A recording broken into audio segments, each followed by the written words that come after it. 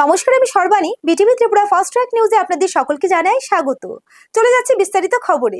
রঙিন হয়ে উঠুক সকলের জীবন, সকলকেই জানায় রং খেলার আন্তরিক প্রীতি ও শুভেচ্ছা। চলে যাচ্ছে বিস্তারিত খবরে। ধর্মনগর আন্তঃরাজ্য বাস টার্মিনাল থেকে 2 যুবতী সহ 4 রোহিঙ্গাকে আটক করেছে বিএসএফ এর গোয়েন্দা শাখা জি ব্রাঞ্চ। উদ্বোধনের 5 দিনের মাথায় দাঁড়িয়ে কুপিয়ে ভেঙে চুরমার টাকরজলা ধূপমালিয়া হাটি এলাকায় বিজেপি দলীয় অফিস, মোতায়েন সিআরপিএফ। গোটা এলাকায় তীব্র উত্তেজনা। কৈলাসহর এসবিআই ব্যাংক সংলগ্ন এলাকায় শুক্রবার দুপুরবেলা ভয়াবহ যান দুর্ঘটনা ঘটে। এই দুর্ঘটনা ঘটার ফলে গুরুতরভাবে আহত হয় এক ব্যক্তি।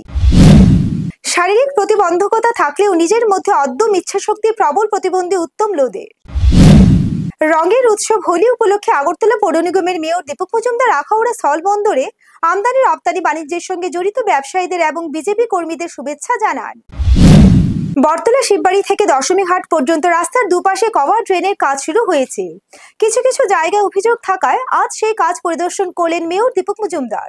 সঙ্গে ছিলেন কর্পোরেটর তুষারকান্তি ভট্টাচার্য, জাহ্নবী দাস চৌধুরী সহ অন্যান্যরা। আজ রবীন্দ্র শতবার্ষিকী ভবনের সামনে থেকে মুখ্যমন্ত্রী ডক্টর মানিক শাহ ফরেন্সিক মোবাইল ভ্যানের আনুষ্ঠানিক যাত্রা সূচনা করেন।